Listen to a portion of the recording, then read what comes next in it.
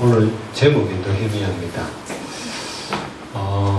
이번 달 내내 우리 느헤미야서를 이렇게 살펴보게 될 겁니다. 한마디로 느헤미야는 시대적인 렘넌트입니다. 이제 이스라엘이 유다 왕 때 유다에 있는 요시야라는 왕, 여러분 요시야 들어봤죠, 그죠? 요시야는 정말 렘넌트 중에 렘넌트인데, 요시야 왕 이후에 그 다음에 있던 모든 왕들이 언약을 잃어버렸어요. 요시야 왕이 이제 애굽에 있는 바로 느고로부터 전쟁에서 죽고 나서 바로 그 아들 아하시야가 여호아스가 왕이 되는데, 그 아버지 이제 요시야처럼 그렇지 않고 언약을 놓쳐버리고 우상숭배하고 악한 일을 했어요.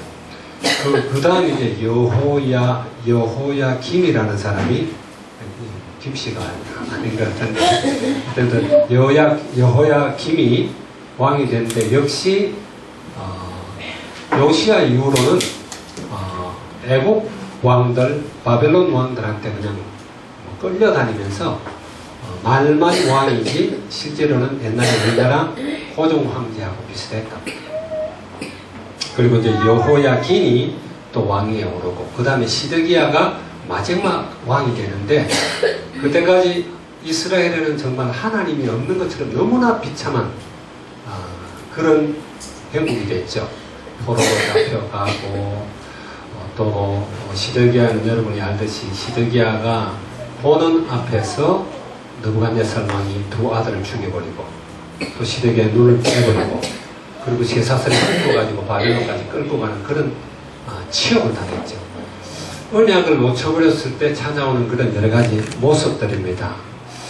자, 그래서 그래 있던 이제 바벨론으로 포로가 돼서 잡혀갔으니까 이스라엘의 어떤 영적 상태라든지 이스라엘의 어떤 그런 민족 정신이나 그런 민족의 어떤 경기나 이런 것들이 완전히 무너진 상태입니다. 완전히 이제 무너지고 나라도 없고 막 흩어져 버린 이때, 하나님이 고레스라는 사람을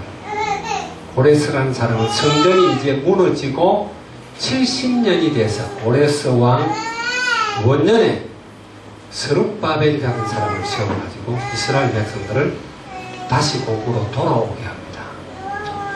그러니까 스룹바벨이라는 사람이 당대는 진짜 그루터기죠. 그루터기예요.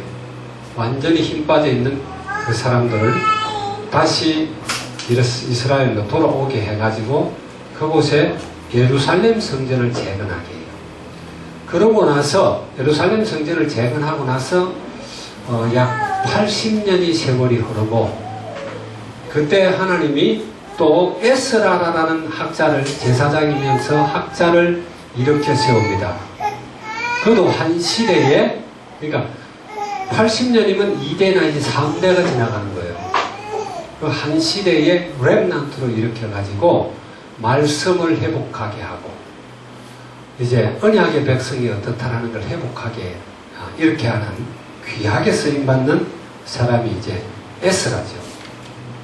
에스라가 와가지고 완전히 말씀을 회복하게 하고, 정말 예루살렘의 예배를 회복하게 하고 이렇게 합니다. 그리고 이제 마지막 에스라와 한 시대, 동시대 사람인데, 에스라보다 14년 후에 느헤미야라고 하는 총독을, 말하자면 원래는 술 맡은 관원장인데, 술 맡은 관원장이 이제 이스라엘 총독이 돼가지고 이스라엘 백성들을 이끌고 세 번째로 귀환을 합니다. 그러니까 스룹바벨 때는 왕이 고레스 왕이에요. 고레스 왕이고, 에스라와 느헤미야 때는 아닥사스다 왕 1세입니다. 아닥사스다 1세가 왕으로 있을 때 두 사람들이 이렇게 14년을 터울로 이렇게 돌아오게 돼요. 돌아와서 그 무너졌던 이스라엘을 다시 세우는 겁니다. 영적인 부흥을 회복하게 하고 그 다음에 이스라엘 국가의 시스템을 다시 회복하게 하는 것이 이제 느헤미야란 말이에요. 이 사람들이 말하자면은 소망 없는 이스라엘의 거루터기들이고 렘넌트들이다. 70년 나라를 잃어버리고 성전이 무너지고 이스라엘이 비참한 상태에 떨어졌는데 세운 그런 렘넌트라고 대단한 렘넌트잖아요. 그 다음에 에스라는 80년 만에 다시 일어나고 이제 동시대 때 14년 넘게 이제 느헤미야가 일어나서 돌아와서 성벽을 재건하게 한단 말이에요.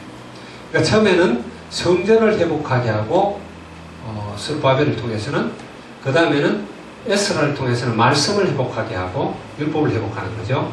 그 다음에 느헤미야가 와서 성벽을 이제 재정비한다는 건 이스라엘이라는 국가가 다시 제대로 정치를 할 수 있도록 시스템을 구축하는 거죠.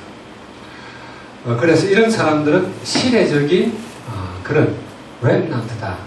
이 사람들을 보면서 우리는 어떻게 해야 되겠는가. 지금 우리가 늘 나누지만은 우리가 영적인 눈을 뜨고 잘 봐야 됩니다. 지금 소돔과 고모라 못지않게 지금 타락했고 하나님이 볼 때는 완전히 하나님을 대적하는 그런 세계가 되어버렸어요. 뭐 한국 같은데 세계에서 가장 뜨겁다는 나라, 하나님에 대한 열심으로 가장 뜨거운 나라. 미국은 말할 것도 없고 미국은 이제 지나갔어. 여러분이 알듯이 미국은 21번째 동성애 합법 국가가 됐습니다. 전주가 다 합법화시켰고 동성 결혼 합법화. 근데 한국도 막 그렇게 하려고 추진을 하고 있고 그 다음에 퀴어 축제라는 걸 하고 있고 그리고 이제 차별금지법이라는 이런 걸 만들어갖고 하나님만 구원의 길이다라고 이야기하면 벌금을 물 수 있도록 그 다음에 예수 믿어야만 구원받는다라고 이야기하면 역시 차별금지법으로 인해서 이렇게 제재를 받도록. 이건 완전히 인본주의고 사단이 만든 전략인데 근데 세상 사람들 다 따라가요. 그게 제약이라고 생각도 안 해요. 이런 시대 때 하나님은 한국에서 렘넌트 운동을 일으켰고 여러분들을 렘넌트로 부르셨다라는 거 믿습니까? 그래서 이 시대에 여러분들이 스룹바벨이고 에스라고 느헤미야다. 우리가 하나님의 나라를 재건하는 주역들이 되어야 된다라는 겁니다. 그런 사명으로 우리를 부르셨는데 그럼 어떻게 우리가 처음 이런 렘넌트가 되려면 어떻게 해야 되겠는가? 물론 언약이 분명해야 되겠죠. 그죠? 하나님의 언약 그리스도만이 길이라는 여기에 생명을 걸어야 돼요. 믿습니까? 아무리 세상이 떠들고 차별금지법을 하고 뭐라고 그러나 다른 종교에도 길이 있다고 하는 다원론을 주장하고 아무리 그래도 우리는 생명 가진 우리는 알잖아요. 다른 길은 없어요. 이건 사단의 전략일 뿐입니다. 오직 그리스도입니다. 아멘? 그리스도가 아니면 절대로 생명 얻을 수도 없고 하나님 만날 수도 없고 흑암 꺾을 수도 없고 여기에 우리가 생명을 걸어야 되는데 이 언약이 분명해야 되고 말하자면 이제 영적 규모가 먼저 갖춰져야 안 된다는 거예요. 여러분 자신이 스스로 한번 점검해 보기 바랍니다. 아까 내가 나영이 예를 들었지만 나영이가 옆에 있으면 조금 창피할 것 같은데 그래도 나영이는 나름대로 자기는 렘넌트라고 자부를 하던 아이예요. 그리고 자기는 누가 뭐래도 정말 그리스도의 제자다 이렇게 이야기했거든. 그런데 전혀 진리가 아닌 다른 비진리고 오히려 하나님의 이 놀라운 이 생명의 진리를 공격하는 그런 종교들한테도 방어할 능력도 없고 공격할 능력도 없다는 걸 발견을 한 거예요. 우리는 그래가지고 안 되잖아요. 그래서 우리는 오늘 이야기했듯이 늘 하나님의 말씀을 읽고 기도해야 되고 그러면서 이 말씀을 누구에게든 나누고 가르치려고 애를 써야 돼. 그래야 내 것이 돼요. 그리고 공격력이 생겨 방어력이 생기고 맞습니까? 그러는데 하여튼 제일 먼저 해야 될 것은 반드시 주님이 주인 되도록 주님의 주권을 먼저 인정하는 겁니다. 다 예수 믿는다고 그러는데 그 아니잖아요. 우리가 안다라는 의미를 세 가지로 생각해 볼 수가 있어. 첫 번째, 그냥 안다라는 지식적으로 하는 겁니다. 신학하고 이런 사람들이 그리스도 다 알아, 하나님 다 알아. 옛날에 우리 RTS, 우리 RTC 그 영어 선생 하나는, 영어 가르치는 선생 하나는 뭐라고 그러냐면, 지도 신학했대. 그래서 지보고 파스톨 오브 파스톨스래. 목사 중에 목사래, 지가. 더 잘한다고. 근데 내가 볼 때는 전혀 모르는 사람이에요. 그러니까 지식적으로 그거는 아니다라는 거예요. 그거는 누차 말하지만 가장 잘 아는 존재가 사단이다. 그리스도를 가장 잘 아는 존재. 사단이 예수님에게 말씀으로 공격을 할 정도로 말씀을 잘 아는 그런 존재예요. 그 알면 아니다. 두 번째, 우리가 그냥 그리스도를 안다라는 것. 그리스도를 안다라는 것은 그리스도와 나와 관계하는 관계적 사이에서 아는 거잖아요. 관계적으로 아는 것. 우리가 노이노이하고 나는 안다 그러면은 지식적으로 노이노이를 아는 게 아니라 노이노이하고 가끔 약속도 하고 점심도 같이 먹고 우리 언제 시간 있는데 같이 놀러 갈래? 이 정도 되는 거죠. 그죠? 그게 아는 사이다라는 거예요. 주님과 나와가 그런 먼저 알매 관계가 형성이 되어야 주님의 생명이 안에 있는 거예요.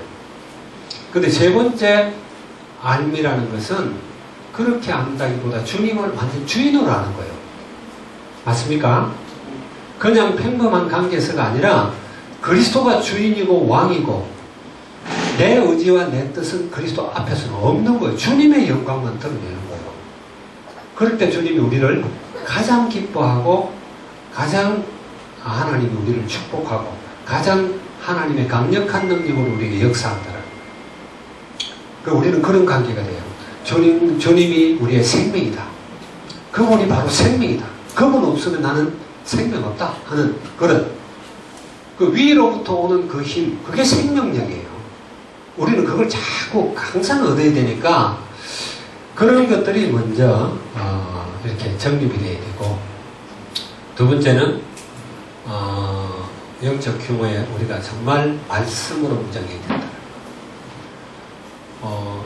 그렇게 교회 오래 다니는데도 말씀이 제대로 정리가 안 되어 있다라는 거예요. 그래서 비슷하게 사단은 항상 그렇게 나타납니다.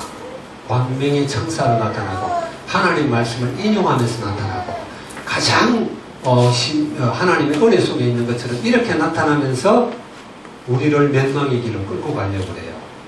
그러니까 우리가 말씀으로 무장되어지지 않으면은 분별력도 없어지고 공격할 능력도 없어져요. 우리는 말씀으로 무장해야 된다. 여러분 보고 신학자가 되라는 그런 말은 아닙니다. 신학자 될 필요 없어요. 하나님의 말씀을 그냥 믿는 거예요. 그리스도의 주권을 믿는 거예요. 하나님의 말씀의 가장 중요한 핵심적인 그런 단어, 그런 절들은 외워버려요. 아멘? 그 사단이 비집고 들어와서 우리를 헷갈리게 하고 혼돈되게 하려고 하는 그런 구석을 없애버리란 말이에요. 분명한 우리는 말씀으로 뭔가 뼈대를 딱 갖고 있어야 돼요. 그래야만 우리는 이 시대 렘넌트가 될 수 있다는 거예요. 그러면서 사모노를 우리는 지킬 수 있어야 된다. 성령 충만해야 된다. 성령 충만이 다른 말로 하면 생명 충만이에요. 말씀 충만이, 진리 충만이, 빛 충만이에요. 맞습니까? 성경은요, 이 생명에 대해서 여러 각도로 설명을 해요. 여러 각도로. 똑같은 말이다. 은혜 충만, 말씀 충만, 진리 충만, 빛 충만, 생명 충만, 성령 충만. 똑같은 말입니다. 다 같은 말인데 각도를 달리해서 우리에게 자꾸 이야기합니다. 여러분들이 말씀으로 충만해야 되고 생명력, 성령 충만 생명력이잖아요. 생명력으로 충만해야 된다. 이게 우리가 갖춰야 될 어떤 영적 규모다. 자, 그리고 이 시대에 우리가 정말 렘넌트로 우리가 하나님 앞에서 임하기 위해서는 삶의 규모가 갖춰져야 된다. 우리 다락방 안에서는요, 나름대로 영적 규모를 갖춰가는데 삶의 규모가 안 되는 사람들이 상당히 많아요. 특별히 우리 학생들은 학업에 성공해야 됩니다. 하나님이 지혜 주시겠다, 힘 주시겠다, 다 주겠다는데 왜 안 해요, 공부를? 시간 늘로 잡아졌는데, 진짜 엘리트들한테는 시간이 없는데, 그냥 말로만 랩난타 하는 친구들을 보면은 너무 시간이 말이 어쩔 줄 모르고 맨날 게임하다가 저거 하다 보면 시간이 남아돌아가. 그래 갖고는 절대로 엘리트 안 된다라는 거. 랩난타 안 된다라는 거. 규모가 없는데, 학업 규모가. 아멘? 그래서 우리는 학생들은 꼭 학업에 성공해야 됩니다. 옛날에 나도 그랬어요, 사실은. 그랬는데 내보고는 이런 말을 해준 사람이 하나도 없었어. 랩난트라고 부르는 사람도 없고, 비전을 가지라는 사람도 없고, 공부해가 어째 성공해야 된다 이런 말도 한 사람도 없고, 몰라, 내가 못 들었니 몰라. 했는데도 내 귓구멍이 안 들어와갖고 내가 아무것도 모르고 그냥 방황을 했는지 모르겠는데, 아마 지금도 앉아있는 사람들 그럴 수 있겠죠. 계속 이야기했는데 난 그런 적 한 번도 들은 적이 없어. 그러고 어느 날 탁 복음을 깨달아지면서 왜 내한테 이런 말 해준 사람이 없지? 맨날 했는데도 그런 사람이 있을 수 있어요.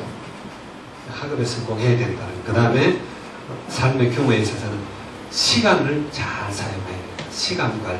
하나님 내게 24시간을 주셨는데 이 시간을 잘 사용할 수 있어야 된다. 시간 관리 잘하고 돈 관리 잘하면은 엘리트입니다. 맞아요? 시간 관리를 진짜 잘해야 돼.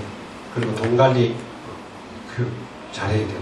돈 있으면 팍 써버리고, 없으면 맨날 여기저기 누가 좀 안 사주면 얻어먹을 거 벌떡벌떡 하면서 넘겨다보고, 그래가지고는 리더가 될 수 없다라는 거. 그러면서 우리는 좀 아이들에게 가장 부족한 것이 사회성입니다.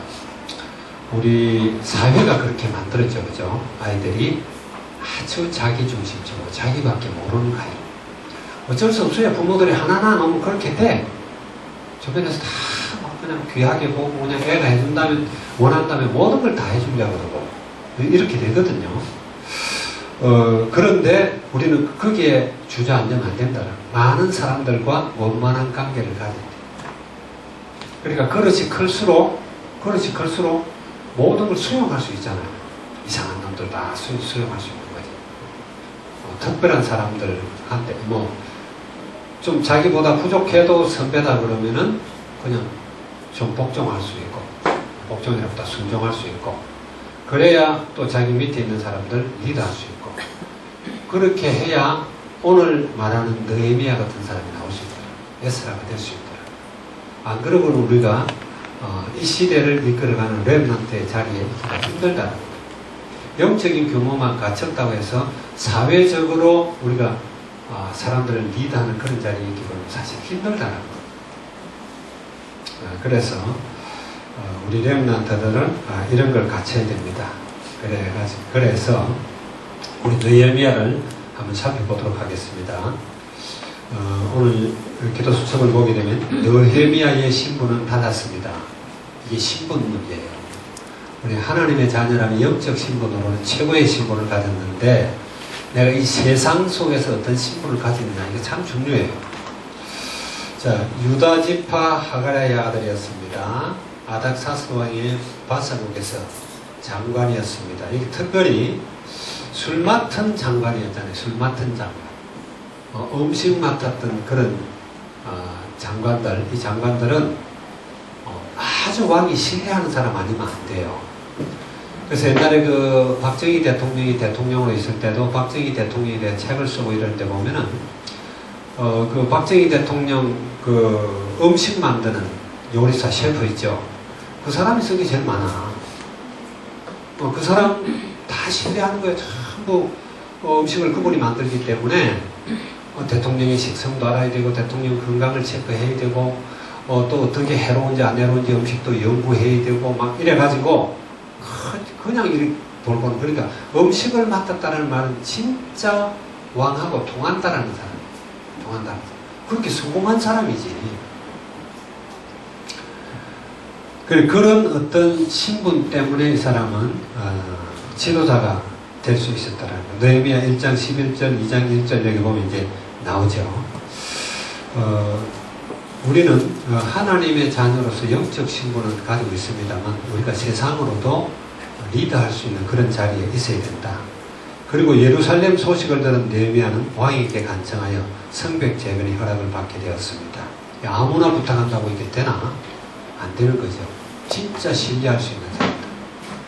아까 주일 강단에서 이야기했지만 클라디우스 황제가 누가 죽였어요?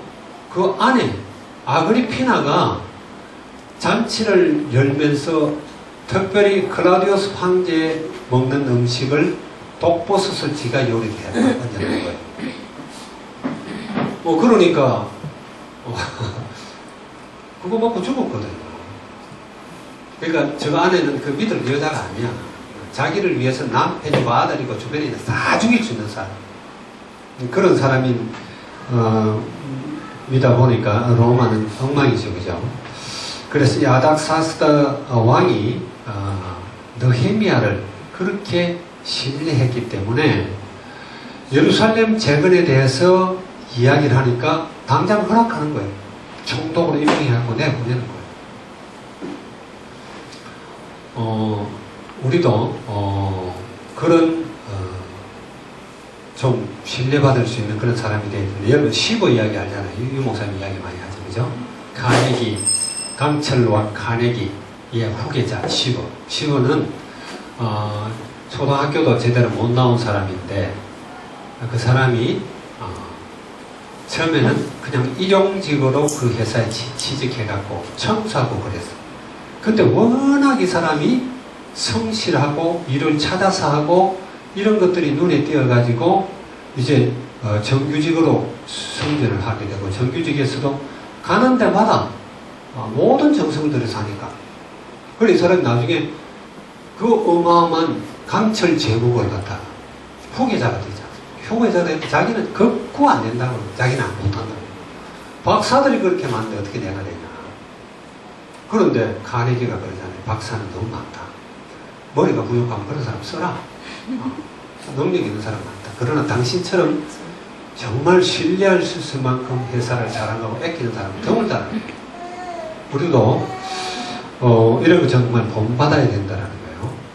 자, 그런데 성벽 재건을 갖다 허락을 받고 갔는데 그걸 무너뜨리려는 세력이 있다는 거예요. 우리는 복음 갖고 있으면요, 여러분, 복음 갖고 있는 렘넌트들에게는 적이 많습니다. 특별히 사단이 여러 가지 방법으로 우리의 믿음부터 끌어내리려고 해요. 흔들리게 만들려고 하고. 정말 예수가 그리스도 맞나? 이거부터만 근본적인 의식도 들게 하려고 하고. 이게 사단의 전략이죠, 그죠? 산발락과 도비아가 방해합니다. 어떻게 하든 이걸 못하게 하려고. 그래서 이거 느헤미야서를 쭉 여러분들 읽어보면은 느헤미야를 암살하려고 어디서 만나가지고 우리가 술을 한잔 같이 하자 이런 이야기도 한다. 근데 느헤미야가 안 속고 안 가죠. 그런 사람들 말 안 듣는 거예요. 안 듣고 늘 한쪽에는 하나님의 말씀, 그리고 한쪽에는 이런 성벽을 쌓는 그런 어떤 기구들을 들고. 그래서 이 사람들은 항상 일하면서도 칼을 차고 있었어요. 왜냐면 언제 적군들이 들어와서 이 이스라엘을 무너뜨리려고 할까 싶어가지고 한쪽에 성벽을 쌓고 한쪽에서는 늘 경계부대를 만들어갖고 세우고 이래가지고 그렇게 여러 가지 방법으로 막 그 이스라엘 성벽을 못 만들도록 방해하고 이렇게 하는데도 결국은 그걸 다 만들어갑니다. 예루살렘에도 지금도 가면은 그 성벽이 있어요. 그 성벽이 있습니다. 그 성벽 안에 지금도 구역이 4구역으로 나뉘어가지고요. 아랍 사람들 사는데, 유대인 사는데 이렇게 쭉 나눠져 있어요. 안에 들어가면. 같은 이스라엘의 통제를 받고 있어도 구역이 다 틀리고 이래요. 그 성이 지금도 가보면 어마어마해요. 큰 돌은 400톤이 넘는 게 있습니다. 하나에. 그렇게 그 당시 처음에 그걸 쌓았을 때는 지구상에서 제일 큰 건축물이라고 했죠. 근데 나중에 그거 아니다. 만리장성이 제일 크다. 이러면 길이도 지금 만리장성은 게 어디 있습니까? 어마어마하죠, 그죠? 이런 것들이 나오고 그랬는데, 어쨌든, 그 성을, 그냥 단순히 성이 아니에요. 이거는 이스라엘의 정치라든지 이스라엘의 모든 어떤 그 시스템 자체가 이 성 쌓는 것 속에 들어있어요.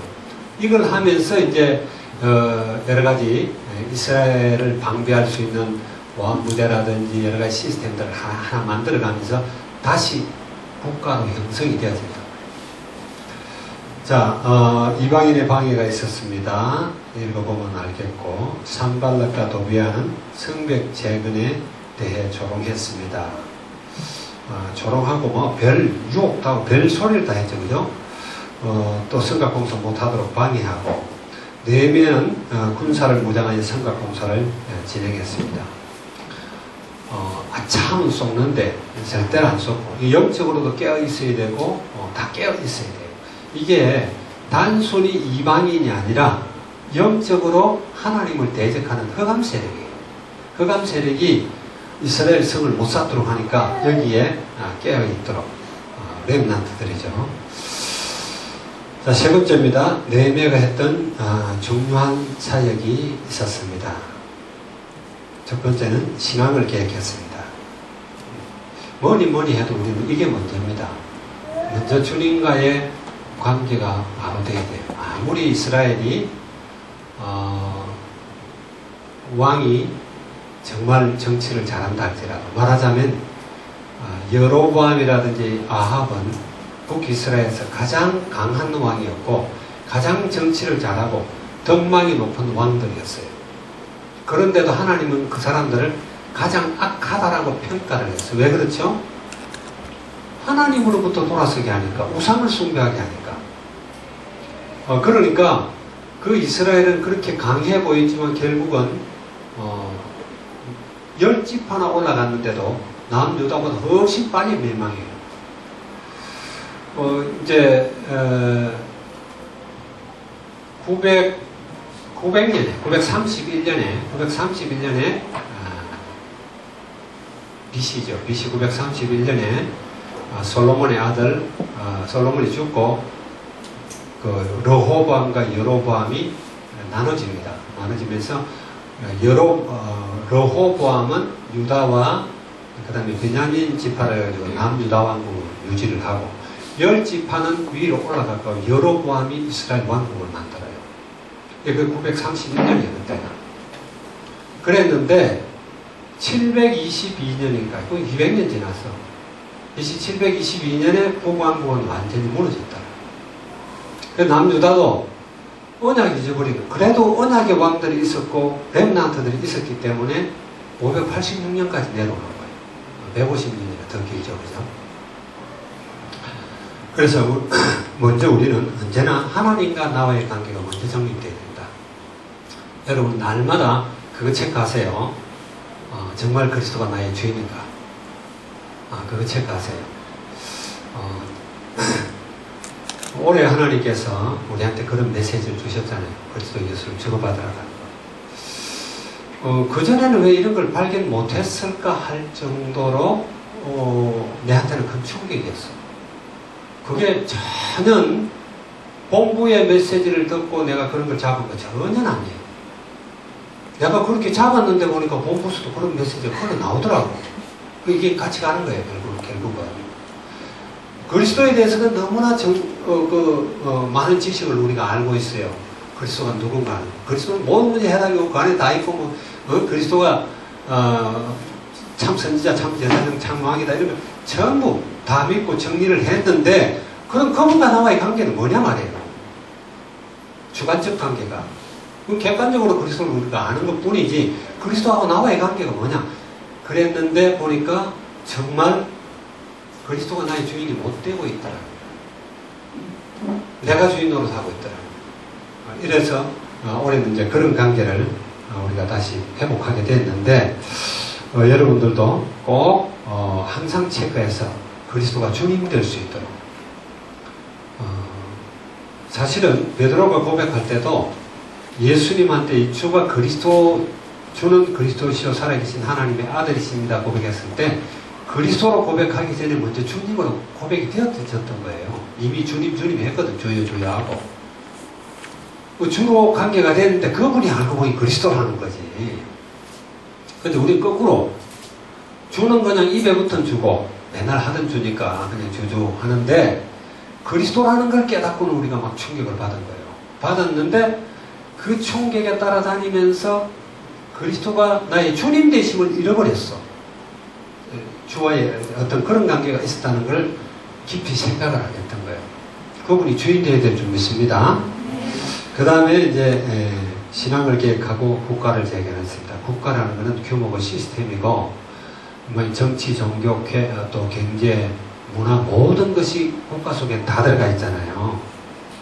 그러니까 우리가 렘넌트로 개인으로 볼 때도 주님과 나와의 관계가 갖춰져야 되지만은 우리는 이 사회 속에서 경쟁력 있는 리더십을 갖춘 그런 사람으로 갖춰 나가려면은 규모도 만들어져야 된다는 거예요. 그 다음에 이방인과의 자폰을 금지했습니다. 느헤미야가 와서 특별히 이 일을 했어요. 절대 우상숭배하지 않도록.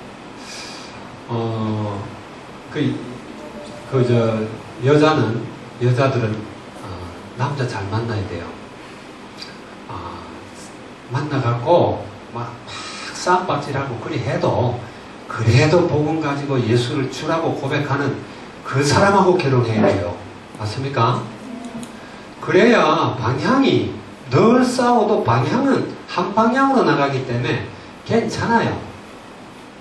둘이서 싸워야 또 어떤 면에서는 더 좋은 길이 나와. 타협하면서. 맞아요? 근데 방향 자체가 다르면 이건 안 되는 거야. 여자들은 반드시 믿는 남자를 잡아야 돼. 도현이가 끄떡끄떡하네. 그리고 남자들은 반드시 믿는 여자여야 된다. 여자니까 내 마음대로 할 수 있게 그냥 천만의 말씀. 여자가 더 강하다는 거 알아야 돼. 결국 나이 들면 남자들은 여자들한테 끌려다녀. 그 여자가 정말 복음 가진 사람이어야 되고 복음이 분명해야 돼. 그러지 않으면은 안 된다니까. 믿습니까 여러분? 여러분들은 정말 그래. 그래서 하나님이 특별히 신명기에서 두 가지 결정적인 걸 그 모세가 들어가기 전에 신명기 때 두 가지 결정적인 걸 줬잖아요. 그게 뭐냐? 절대 우상 만들지 말고 우상 섬기지 마라. 만들지 말고 그게 절하지 말라는 거예요. 또 하나는 뭐죠? 절대 이방 사람들하고 결혼하지 마라. 그것 때문에 다 망가져지니까. 오늘 느헤미야서를 통해 가지고 우리가 여러 가지 살펴봤습니다. 이런 느헤미야가 일어나기 전에 이 느헤미야 같은 또 에스라 같은 스룹바벨 같은 사람들이 일어나기 전에 이스라엘은 너무 캄캄하고 어두웠어요. 영적으로도 어두웠고 우리가 이 복음 받기 전에 우리의 가문과 또 우리가 있던 그런 환경들 여러분 생각해 보면은 물론 그 중에는 예수님을 잘 믿는 사람도 있었겠지만은 이제 국가적으로도 어두웠고 그런데 하나님 우리를 부르셔서 렘넌트라고 부르셨습니다. 여러분들이 이 시대 진짜 렘넌트가 되고 여러분 안에 생명력이 넘치고 그래가지고 여러분들이 어디를 가든 누구를 만나든 살리는 역사 그런 많은 생명을 건지고 제자로 세우는 그런 여러분들 되기를 바랍니다. 느헤미야 같은 여러분들이 되기를 주의 이름으로 축원합니다. 기도하겠습니다. 주님을 찬양합니다. 하나님 오늘 느헤미야에 대해서 살펴보았습니다. 하나님 이스라엘 백성들이 나라를 잃어버리고 성전이 무너지고 성곽이 파헤쳐져 버리고 하나님 몇 세대를 거쳐서 제자 렘넌트들이 일어나지 않았는데 이제 하나님 귀한 렘넌트 이제 스룹바벨과 에스라와 느헤미야 이 소수 세 사람을 일으켜서 이스라엘을 회복시킨 사실을 우리가 보게 됩니다. 여기 있는 우리 렘넌트들도 하나님 이 시대 정말 숫자로 볼 때 너무 희귀한 사람들이지만 이 적은 숫자가 세상을 살리는 그런 귀한 역할을 감당할 수 있도록 하나님 늘 위로부터는 생명력으로 충만케 하여 주시옵소서. 감사드립니다. 주 예수 그리스도의 이름으로 기도하옵나이다. 아멘.